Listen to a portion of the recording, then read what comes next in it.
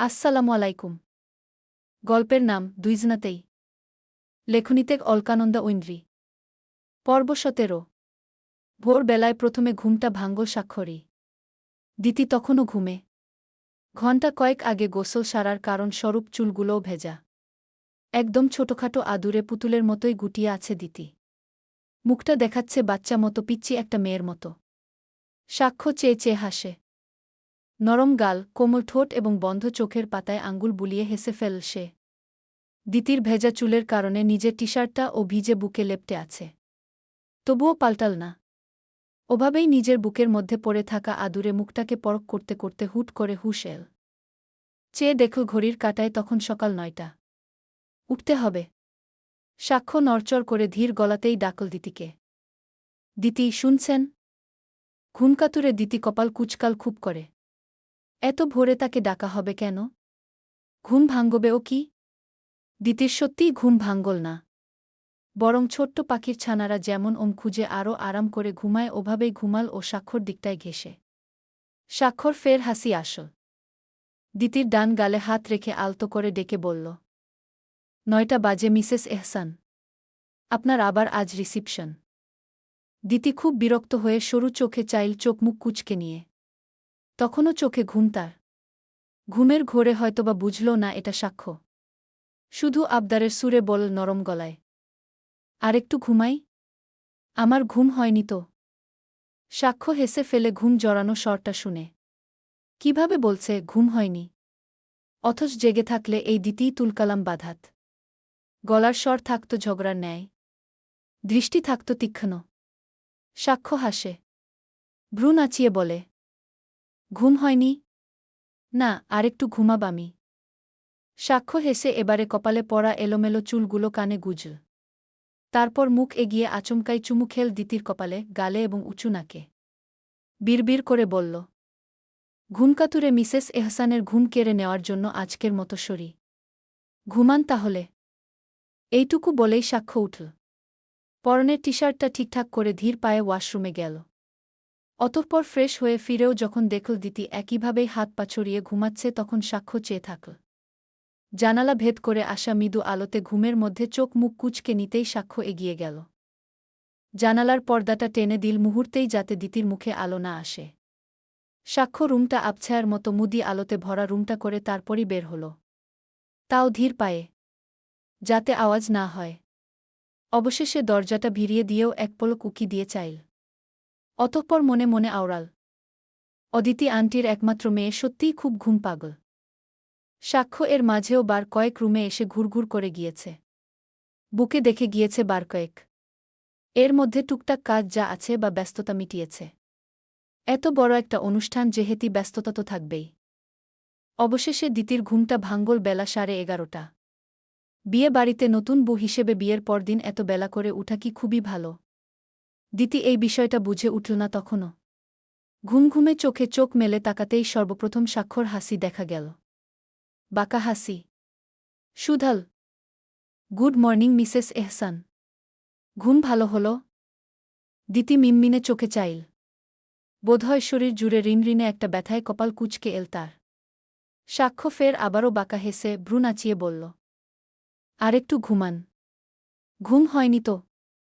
দিতি ভ্রু কুচকায়। নিজের এলোমেলো চুলগুলো দুই হাতে আলগোছে খোপা করল উঠে বসে। অতঃপর বালিশের কাছ থেকে ওড়নাটা টেনে নিয়ে গলায় জড়াতেই মনে পড়ল রাতে সে শাড়ি পরেছ।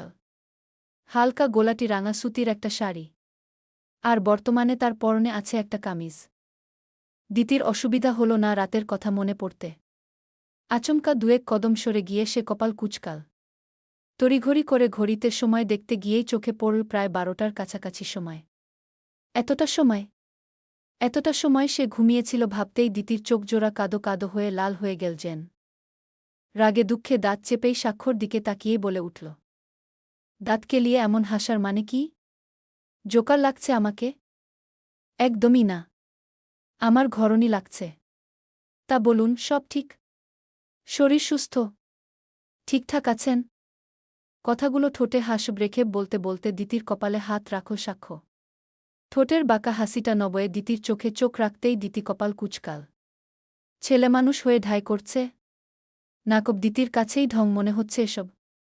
ফোঁস করে শ্বাস ফেলে বলল, যা মনে করাতে চাইছেন তা আমার মনে আছে। অযথা ঢং করবেন না। সাক্ষ্য হেসে ফেল ঠোঁট বাঁকিয়ে। একপাশে ঠোঁট এলিয়ে বলে উঠল, কি মনে আছে? আমাকেও বলুন। দিতি চোখ ছোট ছোট করে চাইল। তার কব লজ্জায় আরক্ত হওয়া উচিত, নাকি সাক্ষর এসব খোঁচামতো কথা শুনে রেগে যাওয়া উচিত? দিতি ভ্রু জোড়া কুচকে নিয়ে প্রসঙ্গ ঘুরাতে বলল, জেগে জেগে কি এতটা সময় মজা নিচ্ছিলেন? ডাকেননি কেন আমাকে? ডাকা উচিত ছিল না? সাক্ষ্য ডোন্ট কেয়ার ভাব নিয়ে জানাল, অদিতি আন্টির মেয়ের নাকি ঘুম হয়নি, আরেকটু ঘুমাবে। এই পর্যায়ে আমি কি তাকে জোর করেই ঘুম থেকে তুলে দিতাম? কে বলেছে আরেকটু ঘুমাবে? সাক্ষ্য এহসানের ওয়াইফ। ঘুম ঘুম স্বরে বাচ্চাদের মতো বলেছে, ঘুম হয়নি তো ঘুমাব আরেকটু। দিতি এই পর্যায়ে চুপ হয়ে গেল। লজ্জা হচ্ছে তার। না চাইতেও সে রাগ রাগ ভাবটা পুরোপুরি ধরে রাখতে পারছে না। ফর্সা গাল আরক্ত হয়ে উঠেছে। সাক্ষ্য সে আরক্ত গাল পরক্ষরেই ঠোঁট চেপে হেসে বলে উঠল, তা ম্যাম, ঘুম হয়নি কেন? দিতির এই পর্যায়ে ইচ্ছে সাক্ষর এই ঢংকে নদীতে ছুঁড়ে ফেলতে। ছেলেমানুষ হয়ে কত ঢং করে, কত ঢং! দিতি ফোসফাস শক্স তুলেই বলল, জানেন না? জানি। নাটক কম করবেন। আমায় ডাকেননি, এখন দাঁত কেলিয়ে হেসে রাগাবেন না। সহ্য হচ্ছে না। সাক্ষ্য আরও বেশি হাসল ঠোঁট কামড়ে হেসে দিতিকে পরক করছিল। অন্যদিকে দিতি ভাবছে এত বেলা অবধি ঘুমিয়ে বাইরে বের হবে কি করে সে? সবাই বুঝে যাবে কিছু? দিতির মুখটা কাদো কাদো হয়ে এল। এমনিতে খুব চঞ্চল হলেও এসব বিষয়ে সে খুবই লজ্জাবতী, বিশেষ বড়দের সামনে। চিহ চিহ, বড়রা সব কি ভাবছে? দিতি কেন ঘুম থেকে উঠল না তাড়াতাড়ি? দিতি যখন এসব ভাবনায় মশগুল ঠিক তখনই সাক্ষ্য গতকাল রাতের বিছানা সাজানো ফুলের পাপড়িগুলো দেখল। কেমন নুইয়ে কালচে হয়ে গেছে। বিছানা থেকে রুমের এক কোণে ঝুড়িটায় ঠাঁই হয়েছে। ভোরের আগে গোসল সেরে বিছানা ঠিক করে ফুল আর পাপড়িগুলো দিতেই রেখেছে ঝুড়িতে। সাক্ষ্য সেগুলো পরখ করেই ভ্রু উঁচিয়ে বলল, ইস, আপনার শখের ফুল আর পাপড়িগুলো এত পছন্দ হয়েছিল যে আমায় সোফায় অবধি পাঠিয়ে দিলেন, অথচ এভাবে দুমড়ে মুচড়ে ফেলে দিতে পারলেন? মায়া হল না? দিতি এই পর্যায়ে এমনভাবে চাইল যে সাক্ষ্যকে আজই খতম করে দিবে। একটা লোক এত নাটকবাজ কেন হবে? কেন? দাঁতে দাঁত চেপে বলল, হচ্ছে, অনেক মায়া হচ্ছে। কিন্তু আপনার মতো ধূর্ত লোকের জন্য তো আর রাখতে পারলাম না ওদের ভালোভাবে। সাক্ষ্য ফের পকেটে গুজে জবাব দিল, আপনার দায় নেই বলছেন? দায় জারি থাকুক, আপনি যে খুব ভালো মানুষ নন স্বীকার করুন। ভালো হয়ে লামটা কি বলুন? এর চাইতে শুনুন, রাগ না করে। আপনার যখন ডেকোরেশনটা ভালোই লেগেছে তখন না হয় আপনার জন্য আরও কয়েকবার ফুল আনিয়ে সাজাতে পারি। কি বলুন? শেষের কথাটা সাক্ষ্য ভ্রু নাচিয়েই বলল, চোখে হাসির রেশ স্পষ্টেই। যেন দিতিকে এভাবে একটার পর একটা কথা বলে তার চেয়ে খুশি আর কেউ হচ্ছে না। দিতি, তাই বলে তুই ঘুমের ওষুধ খেয়ে ঘুমাবি? ভাইয়া এতবার ডাকল, তুই তবু উঠলি না? কতক্ষণে সাজগোজ করবি শুনি? দিতি কপাল কুচকাল। কথার কথা শুনে ভ্রু জোড়াও কুচকে এল তার। যে দিতি বালিশে মাথা রাখলেই ঘুম হয়ে যায় সে দিতি কিনা ঘুমের ওষুধ খেয়ে ঘুমাবে? পাগলে পেয়েছে? দিতি ভ্রু জোড়া কুচকে আরেকবার চাইল সাক্ষ্যে দিকে।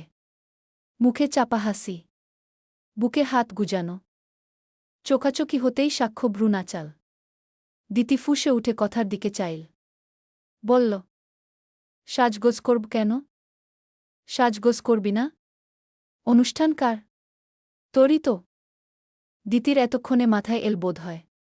ছোটশ্বাস ফেলে চাইতেই কথা বলে গেল, মাম্মি শাড়ি গহনা সব বের করে রেখেছে। তুই শুধু বসে থাকবি, আর কোনো কাজ নেই। তার আগে খেয়ে নে, একটু পর সব নিয়ে আসছি আমি। দিতি মাথা নাড়াল। কথা ততক্ষণে বাইরে গেল। দিতি ফোঁস করে শ্বাস ফেলেই সাক্ষ্যর দিকে চেয়ে ভ্রু বাঁকাল। বলল, আমার নামে কত মিথ্যে বলেছেন সবার কাছে? আর কি কি বলেছেন? সাক্ষ্য একপাশে দাঁড়িয়ে বলল, আম্মু জিজ্ঞেস করাতে ওইটুকুই বলেছি। দিতি চাইল, এটা বোকামো নয়? আর কিছু বলতে পারেনি? যেখানে সবাই জানে দিতি কি পরিমাণ ঘুমকাতুরে। দিতি ফোঁস করে শ্বাস ফেল। সাজি আম্মু যে স্বাক্ষর এই মিথ্যে 2 সেকেন্ডেই ধরে ফেলেছে তা নিয়ে সে শতভাগ নিশ্চিত। বলল। কেন বললেন? সাক্ষ্য ভ্রু নাচাল। বলল। তো কি বলতাম? আপনি সকালেই ঘুমিয়েছেন, রাতে ঘুম হয়নি তাই ঘুমাচ্ছেন। এটা বলতাম। দিতি বিছানায় বসল। চায়ের কাপে চুমুক দিয়ে বলে উঠল। বলতেন। অন্তত এটার থেকে বেটার হতো। যে দিতি এত ঘুমকাতুরে, বালিশে মাথা রাখলেই ঘুমিয়ে পড়ে সে দিতি কিনা ঘুমের ওষুধ খেয়ে ঘুমিয়েছে। এই জন্মেও তো কখনো আমি ঘুমের ওষুধ খাইনি। কেউ বিশ্বাস করবে এই কথাটা? আশ্চর্য। সবাই তো আর জানে না এটা। শুধু বলেছি কান্নাকাটি করে মাথা ব্যথার কারণে ঘুম আসছিল না বলে মেডিসিন নিয়ে ঘুমিয়েছেন। দিতি হেসে ফেলে। সাক্ষ্য মনে করে সে একাই চালাক। আর কেউ বুঝি চালাক না।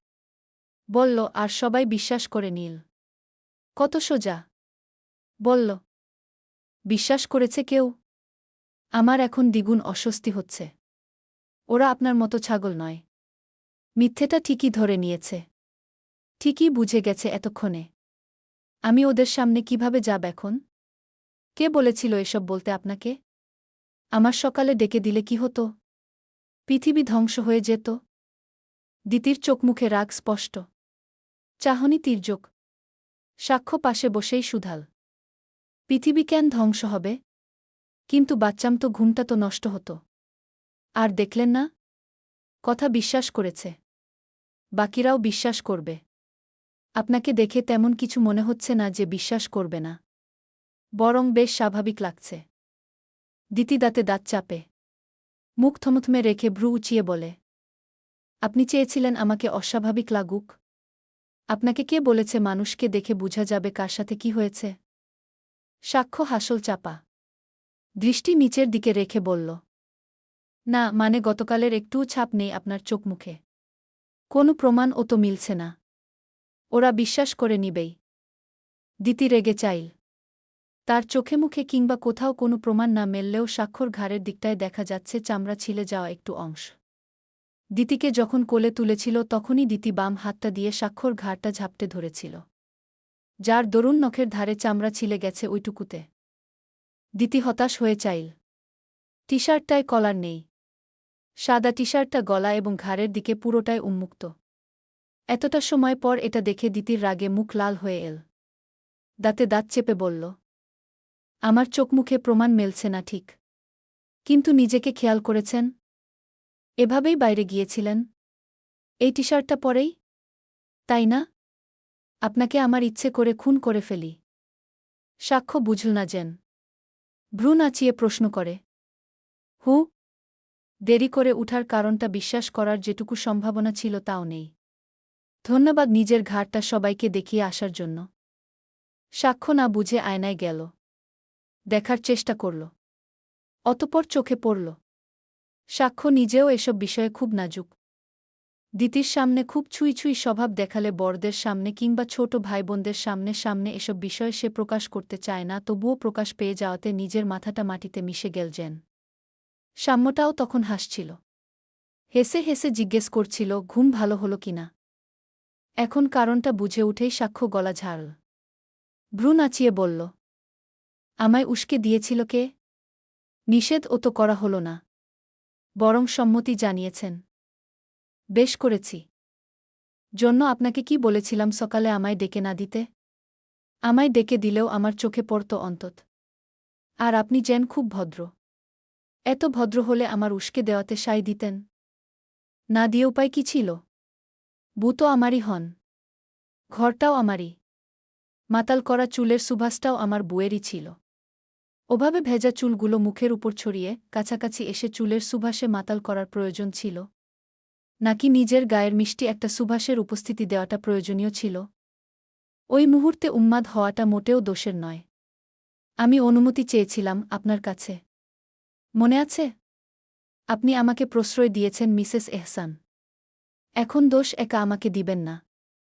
আমি দোষ দিয়েছি আপনার বলদের মতো কাজকর্মের। কখনো দেখেছেন কোনো নতুন বউ দিনের এত বেলা অবধি ঘুমায়? সাক্ষ্য এগোল। বলল, কখনো কারোর বু দেখতে তো যাইনি। যাই হোক, বেশি ভাবছেন। অত লুকোচুরি করার হলে আমি বিয়ে করলাম কেন? রিল্যাক্স। ওটা স্বাভাবিক ইস্যু। স্বামী স্ত্রীর স্বাভাবিক ইস্যু। আপনি আমাকে ঘাবড়ে দিচ্ছেন এইসেই বলে গিয়ে। আমার সত্যিই আপনাকে খুন করে দিতে মন চাইছে। আসুন, খুন করে দিন। মান সম্মান তো আমার ও ডুবিয়ে দিয়েছেন মিসেস। দিতি আর উত্তরই করল না। শুধু চাটা নিশ্চুপে শেষ করল। অতঃপর উঠে দাঁড়াতেই সাক্ষ্য বলল, শুনুন, অদিতি আন্টি কল দিয়েছিল। আপনি তো বেঘোরেই ঘুমাচ্ছিলেন। বলেছিলাম উঠলে কল দিব। দিতি চোখ ছোট করে বলে, প্লিজ এখন বলবেন না যে আপনি আম্মুকেও বলেছেন আমি ঘুমের ওষুধ খেয়ে ঘুমিয়েছি। সাক্ষ্য ফোনের স্ক্রিনে চাইতেই বলল, আনফরচুনেটলি বলেছি। দিতি মুহূর্তেই তাকাল। দাঁতে দাঁত চেপে শুধাল, গুড। রাজ্য জয় করেছেন। মিথ্যুকের নমুনা। এত ধূর্ত মানুষ কি করে মিথ্যে বলতে এত কাঁচা হয়? 5 বছরের বাচ্চা ও ভালো 5 বছরের বাচ্চার কি আর বু থাকে? নাকি আমার মতো এমন সিচুয়েশনে পড়তে হয়? দিতি উত্তরই করল না। শুধু পা বাড়াল বেলকনির দিকে। কথা শাড়ি পরেছে আজ। মেরুর রং এর একটা স্টোনের কাজ করা। শাড়িতে কথাকে দারুণ না হেওক, তবে সুন্দর লাগছে। কথাও বোধহয় শাড়িটা পরে খুব খুশিই হল। শাড়িটা তার খুব পছন্দ হয়েছে। বলা চলে চোখ জুড়িয়ে যায় শাড়িটার দিকে চাইলে, তাই তো এতটা সুখ লাগছিল কথার। কথা সে শাড়িটা পরেই বের হল। ফুরফুরে মনটা নিয়ে বেশ কিছুটা সময় ঘোরাফেরার পর কথা সাম্য আর ওর বন্ধুবান্ধবদের সামনে পড়ল। সাম্যর বন্ধুরা এসেছে 3 জন। সাম্য সাথে দাঁড়িয়ে আড্ডা দেওয়ার মাঝেই কথার সাথে কথা বলেছে। সৌজন্যতা বজায় রেখেছে। কথাও হেসে উত্তর করল। আর ঠিক সে মুহূর্তেই সাম্য বলে উঠল, তোকে শাড়ি পরতে কে বলেছে ভাই? একেবারে লাগতেছে একটা মিষ্টি কুমড়োর মতো। তোর মতো ছোটা হাতিকে শাড়িতে মানায় না কাঁথা। প্লিজ চেঞ্জ কর। ইয়াক। কথা চাইল। সাম্যর কথাটা শুনে সাথে হেসে ফেল তার বন্ধুরাও। কথার পরনে থাকা শাড়িটার দিকে চেয়ে একজন বলেও ফেল, কিন্তু শাড়িটা সুন্দর। কথার ফুরফুরে মনটায় হুট করেই মেঘ নামতে দেরি হল না। কান্না এল 2 চোখ ভরে। সাম্য ফের আবারও বলল, যদি না খেয়ে একটু ডায়েট কন্ট্রোল করতি তবুও একটা গতি হতো কথা। কিন্তু তুই যা মোটা, তাতে গোলগাল একটা ফুটবল মনে হচ্ছে তোকে। তুই কি ভাবছিস তোকে খুব সুন্দর দেখাচ্ছে শাড়িতে? কিংবা খুব মানিয়েছে শাড়িতে? কিন্তু বাস্তবটা হলো তোকে বিশ্রী দেখাচ্ছে কাঁথা। কি বিশ্রী? কথার চোখ টলমল করে। বুকের ভেতর জমা হয় নীরব এক ব্যথা। দুঃখরা জমা হয়ে ভার হয়ে আসে মনটা। সাম্যর বন্ধুদের চোখে মুখে তখনও হাসি। সাম্যর মুখে তো স্পষ্টই উপহাস। আচ্ছা, মোটা হওয়াটা অপরাধ কি? সাম্য ভাই সবসময় তাকে ছোট করে কেন? কথার বুঝি কোন কষ্ট হয় না? নাকি উপহাসগুলোকে সয়ে যাওয়াই তার কর্তব্য? গল্প ভালো লেগে থাকলে অবশ্যই একটা কমেন্ট করে যাবেন আর সাবস্ক্রাইব করে রাখবেন, যাতে পরের পর্ব পোস্ট করার সাথে আপনি পেয়ে যান।